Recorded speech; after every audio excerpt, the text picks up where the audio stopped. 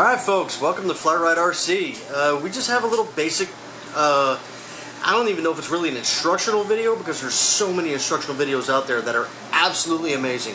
If you get a chance, check out Flight Test. Those guys are amazing.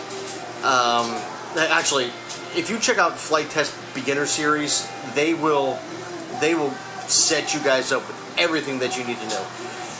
But I got a request to go through the basics of what makes these planes, these little RC planes, do what we make them do. So I'm going to go through quickly about control surfaces, and then I'll go into how I control them with a transmitter. I'm not going to get too in depth into this one on how the different types of different types of propulsion, whether you've got electric, electric nitro, an EDF, which is also electric, actual turbine or gas. There's many different types of propulsion for these RC planes, but for this specific little video, we're just going to go ahead and go into just the basics of a little electric plane. Very, very affordable, very fun to fly. Alright, I'd like to throw out a great big thanks right off the bat to my beloved Zoe. She's always helping me out. Alright, so thank you very much, Zoe. Alright, let's go ahead and get right down to business. I'm going to go ahead and plug this plane in just so you guys can see what control surfaces are moving as I'm talking about them. So I'm going to go ahead and grab a battery real quick. Itty bitty little battery. Itty bitty little battery for this thing. This is a very, very beloved plane by many people. Anybody who has one absolutely loves them. It's the E-Flight. Oops. Hang on. Always turn your transmitter on first. Make sure that's set to where it needs to be. Little Pits. It's actually the UMX Pits. I'm pretty sure it was put up by E-Flight. I do have a video of this plane flying in my videos, which I don't really have a whole lot of. So, but let's just go ahead and stick that in there. I'm not even securing it down too much because this thing's not going to be doing a whole lot of loops and rolls or anything silly. Alright, now your main control surfaces. You have your ailerons, which is these puppies right here on the trailing edge of the wings. This one happens to have 4, all controlled by one servo down here at the bottom, one on this side and one on this side. Now the one down here is controlled by this little rod over here up to the top one. So at that point you have your aileron movements, which I will show just like that. I don't know if y'all can see that very well. Let's go ahead and see how this does. Alright. That's your aileron surfaces. You have your elevator, which when all comes down to it, elevator is probably one of your most important control surfaces.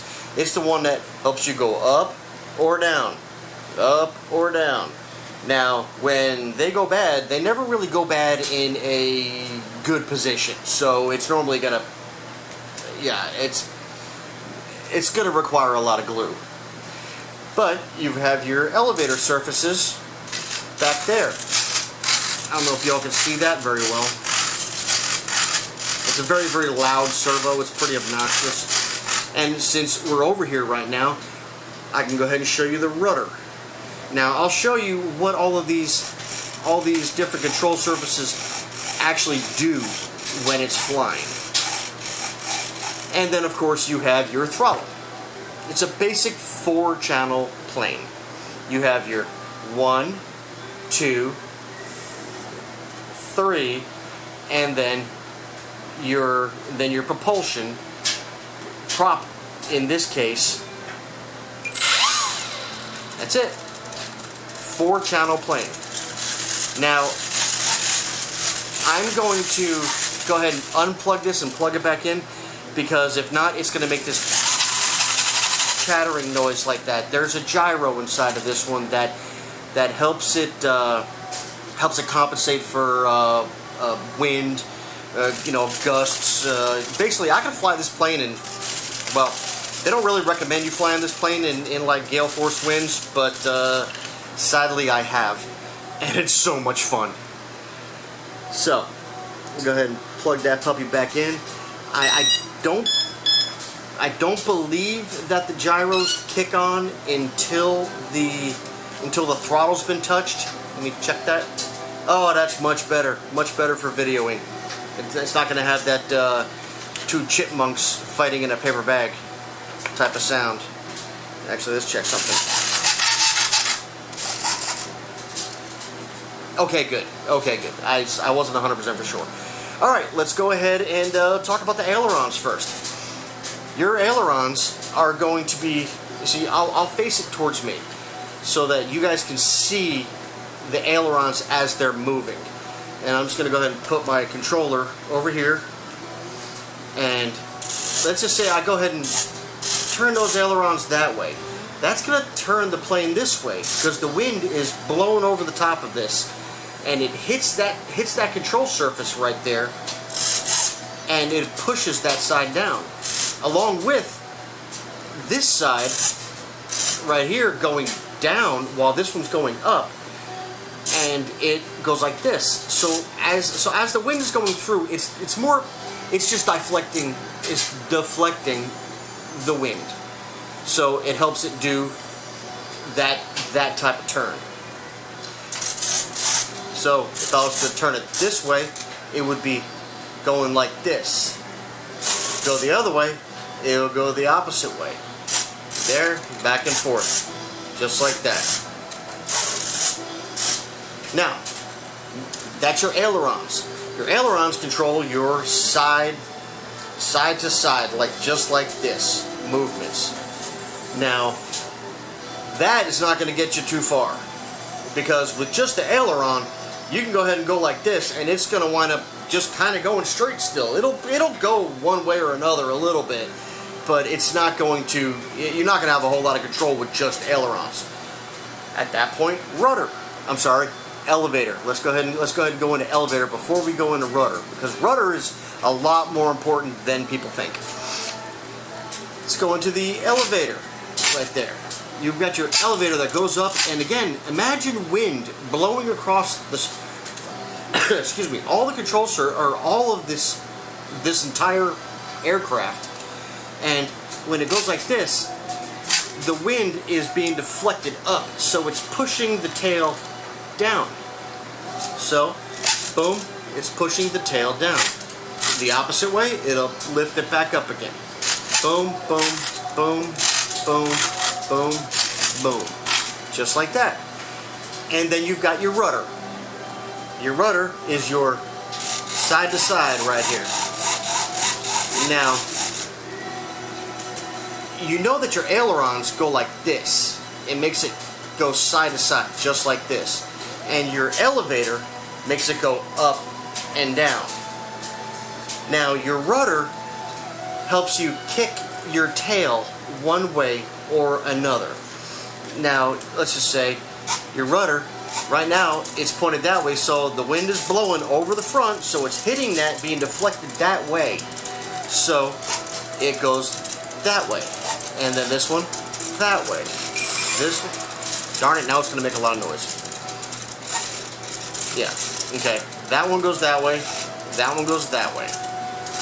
Okay. I'm going to unplug this and plug this back in again because it's going to make a lot of daggone noise. Please forgive me. I'll probably edit this portion out. I should probably put a throttle kill on this thing. But it's so tiny. You know, I've caught my fingers in this thing before. It gives you a little ouchie, but it's nothing that bad. Please forgive me. It is crap. It's got to be the mid-90s inside my garage right now, and it is downright downright hot. So forgive me if I'm if I need to wipe off a little bit here and there, or take a little tiny sip off my I don't know, adult beverage.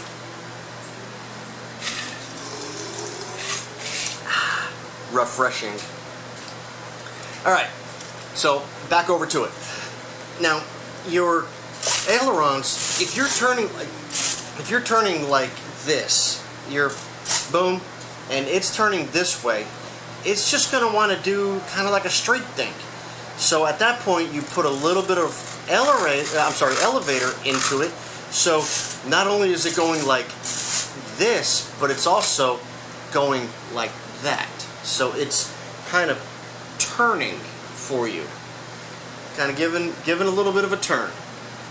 Now, if you want more of a flatter turn, you're going to need to use your rudder, and that's something that we could get into a little bit more, because it's kind of hard with holding a plane and doing that. So that's kind of the gist of how these planes work. It's not rocket science.